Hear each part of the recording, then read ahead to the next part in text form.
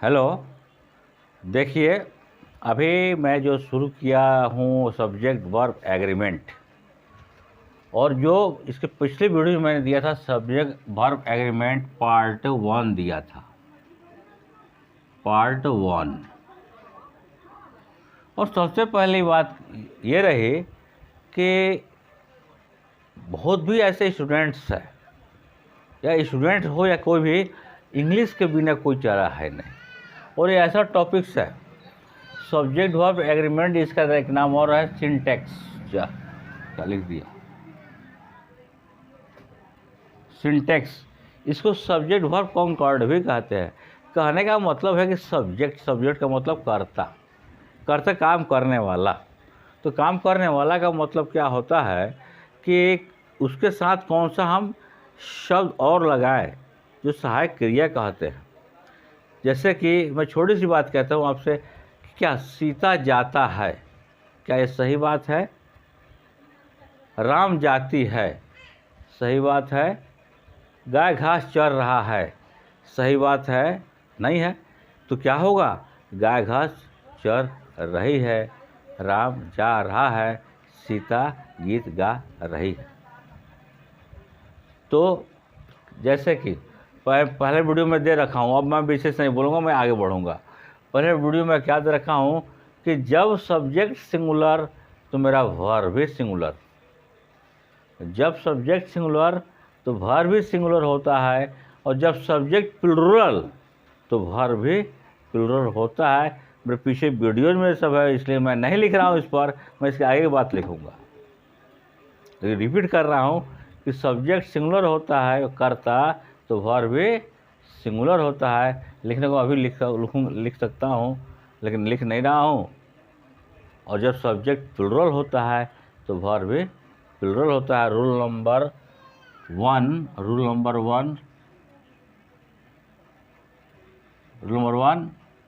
Subject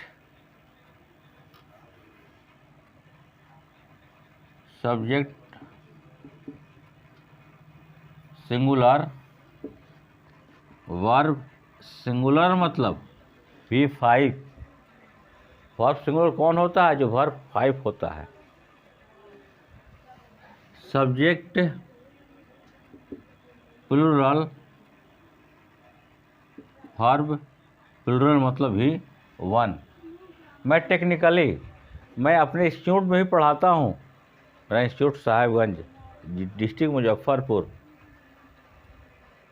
में है। कि वर्ब 1 मतलब क्या होता है कि जो क्रिया होती है पहली फॉर्म में V1 में, वो प्लुरल नंबर में होती है। जो verb, there are 5 forms of the verb. क्रिया के 5 रूप है। तो जो फर्स्ट जो होता है, इसको जो फर्स्ट होता है V1 जिसको कहते हैं, V1 होता है, V1 हमेशा प्लुरल वर्ब होता है। प्लुरल वर्ब होता है। और V5 जिसमें एस लगा होता है, वो हमेशा सिंगुलर वर्ब होता है। तो खैर ये तो बात मैं पिछले वीडियो दे चुका हूँ, अब ये दूंगा नहीं। हम आगे चल रहे हैं, और आगे क्या चल रहा है कि जब सब्जेक्ट सिंगुलर हो, अकॉर्डिंग टू रूल्स नंबर 1 के अनुसार, verb subject singular, verb singular, subject plural, verb plural. इसके बाद इसके बाद कि जब सेंटेंस किस में हो? ऑप्टेटिव सेंटेंस हो। कौन सा सेंटेंस हो? ऑप्टेटिव सेंटेंस हो। और मैंने अपने तीसरे चौथे वीडियो में सेंटेंस का जानकारी दे रखा हूँ। अब मैं यहाँ सेंटेंस की जानकारी दूंगा तो फिर हमें समय नहीं मिलेगा। ऑप्टेटिव सेंटेंस जिसको हम कहते हैं इच्छा सूचक कहते हैं इसे, जिसका एग्जाम्पल मैं दे रहा हूँ। एग्जाम्पल के बाद मैं विशेष नहीं दूंगा। इच्छा सूचक में जैसे happy new year, happy new year, नया साल मुबारक हो। गुड मॉर्निंग, गुड नाइट, प्रणाम, नमस्कार, अस्सलाम, अलविदा, ये सब जो है कि ऑप्टेटिव सेंटेंस है, सब ऑप्टेटिव सेंटेंस है। और इसके बाद जैसे कि may God bless you, may God bless you, ये मैंने आपको ऑप्टेटिव सेंटेंस का एग्जाम्पल दिया हूँ, जिसमें कि चार बातें आती हैं जो मैं पूरे वीडियो भर रखा हूँ, लेकिन आप लोग ध्यान देते नहीं हैं। तो इसके 4 बातें क्या है? पहली बात है कि ब्लेस, यहाँ लिख रहा हूँ, ब्लेस मतलब क्या होता है? आशीर्वाद। कोई प्रणाम करता है आपको, क्या आप आशीर्वाद नहीं देते हैं? कोई मुझे प्रणाम करेगा तो मैं आशीर्वाद नहीं दूंगा, ब्लेस। इसका दूसरा पॉइंट है कर्स, कर्स श्राप, जिससे श्राप देते हैं, अरे जाओ मर जाओ, भगवान तुमको उठा ले, माने कोई। तीसरी बात है प्रे, प्रार्थना। प्रार्थना मतलब जैसे मैं प्रार्थना कर रहा हूँ, हे माता मैं इतना मेहनत कर रहा हूँ, मेरा फर्स्ट टॉप आ जाए। और चौथी बात है विश, विश मतलब इच्छा, मेरी हार्दिक इच्छा है कि आपको अपनी मनोकामना पूर्ण हो। विश, गुड मॉर्निंग, प्रणाम, नमस्कार, ये हुआ आपको। ये 4 कंडीशंस ऑप्टेटिव सेंटेंस में आते हैं, जो कि मुझे मैं पढ़ा रहा हूँ subject verb agreement syntax and subject verb concord भी नाम है इसका, वो पढ़ा रहा हूँ, लेकिन सेंटेंस में घुस जाना पड़ता है। और मैं ऐसा रिपीट नहीं करूँगा, मैं ऐसा रिपीट अब नहीं करूँगा, मैं उस टॉपिक को पढ़ाऊँगा। तो जब अभी मैं बताया कि इस पिछले वीडियो में singular subject, singular verb, plural subject, plural verb, but in optative sentence, लेकिन ऑप्टेटिव सेंटेंस में, लेकिन ऑप्टेटिव सेंटेंस में सब्जेक्ट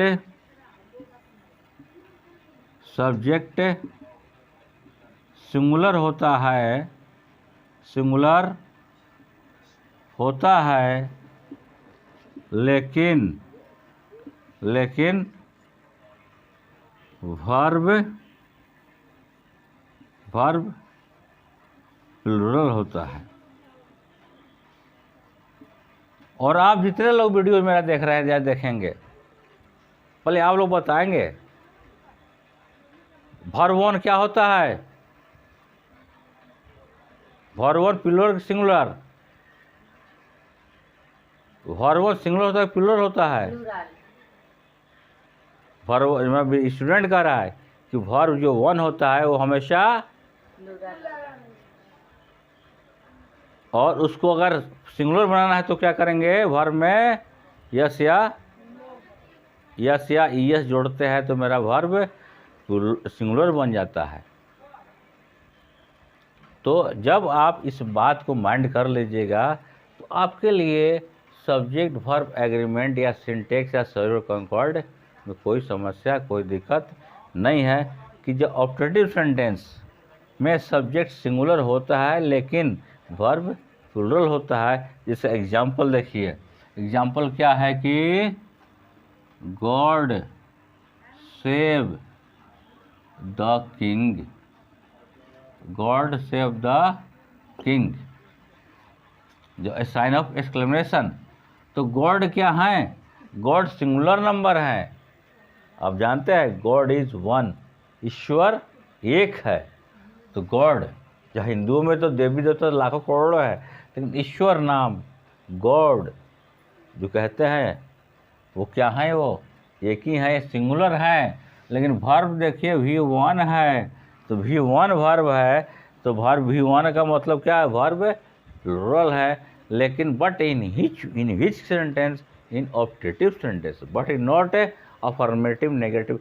मैंने अफर्मेटिव नेगेटिव सेंटेंस में नहीं है चलेंगे, ये किस तरह में चलेंगे?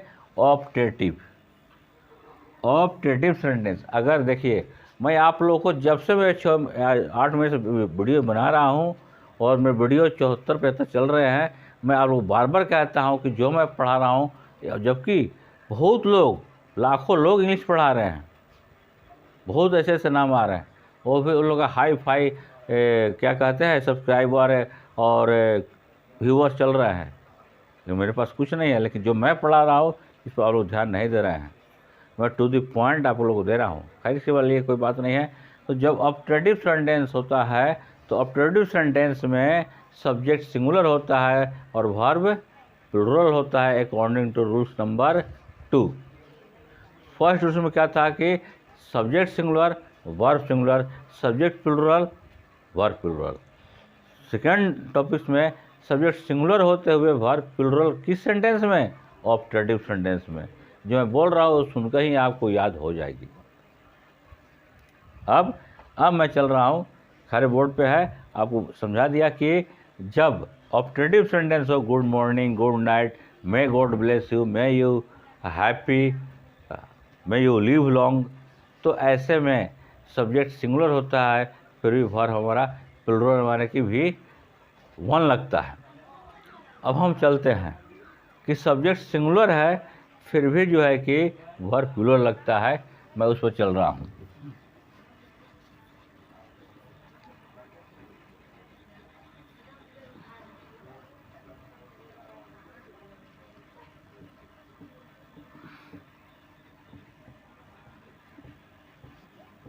देखिए अब देखिए कि सब्जेक्ट सिंगुलर होते हुए वर्ब कैसे प्लूरल लग रहा है। कि सब्जेक्ट सिंगुलर होते हुए, please pay attention, I am requesting you, subject singular होते हुए वर्ब लग रहा है प्लूरल। तो आप कह सकते हैं कि सर अभी आपने पढ़ा है कि subject singular, verb singular, subject plural, verb plural, लेकिन बाबू, सबका एक अपना कंडीशन है। जिस तरह ऑप्टेटिव सेंटेंस था, ऑप्टेटिव सेंटेंस में क्या मैंने आपको पढ़ाया कि सब्जेक्ट सिंगुलर, वर्ब प्लूरल। जैसे गॉड ब्लेस यू, तो गॉड सिंगुलर में है कि नहीं? बताइए आप, यस और नो? Bless verb one. अब वही आ रहे हैं हम लोग, क्या आ रहा है कि सब्जेक्ट सिंगुलर होते हुए फिर वर्ब प्लूरल लग रहा है। क्यों, कैसे? इसके देयर आर 4 कंडीशंस। क्या?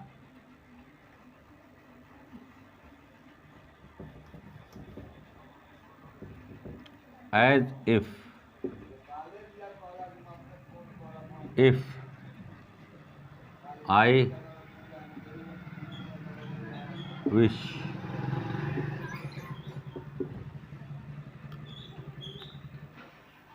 as, तो देखिए इसी पे कि ये जब वर्ड लगे होते हैं, ये सब जो लगे होते हैं, तो ये सब क्या डिनोट करता है? Unreal condition. कौन सा? अनरियल कंडीशन, जिसको कहते हैं असंभव, क्या कहते हैं? असंभव स्थिति, असंभव स्थिति, जिसको कह सकते हैं असत्य। ध्यान दीजिएगा, आई विश, इफ, एज लगा हो का मतलब किस सेंस में आता है? अनरियल कंडीशन मतलब असंभव स्थिति, यानी असत्य का मतलब क्या है? कल्पना। क्या है? कल्पना। कौन सी कल्पना? कोरी कल्पना। कौन सी कल्पना? कोरी कल्पना। तो आप सवाल कर सकते हैं, पूछ सकते हैं, तो सवाल क्या पूछिएगा? मैं खुद लिख दे रहा हूँ, खुद पढ़ा दे रहा हूँ आपको। कोरी कल्पना का मतलब कि दिल में जो आप सोचिए का मतलब नहीं पूरा हो जाए, ऐसी कल्पना जो कभी हो नहीं सकता, ऐसी कल्पना जो कभी हो नहीं सकता। आप सोच ही सकते हैं सिर्फ। कैसे? एक बूढ़ा व्यक्ति कहता है काश मैं जवान हो जाता, तो इस कोरी कल्पना का हिंदी मैं यहाँ क्या लिखता हूँ? काश। काश, काश मैं जवान हो जाता। एक इंसान कहता है काश मैं पक्षी बन जाता तो उड़कर तुम्हारे पास आ जाता। उसके लिए कौन कौन सा वर्ड आता है? एज इफ, आई विश, ऐसा आता है। अगर ये लगा हो तो सब्जेक्ट सिंगुलर होते हुए भी मैं लिख देता हूँ, अगर उपर्युक्त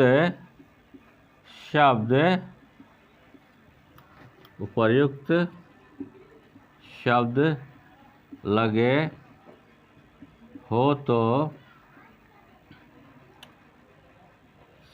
सब्जेक्ट सिंगुलर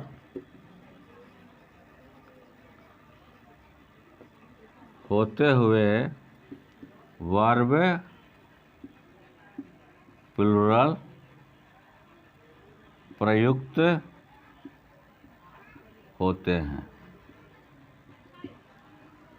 एक काश है, कोरी कल्पना है, अनरियल कंडीशन है, असंभव स्थिति है जो कभी हो नहीं सकता। मैं या आप इंसान कल्पना करता है जो कभी सत्य नहीं हो सकता। इसे मैंने छोटे से एग्जाम्पल दिया।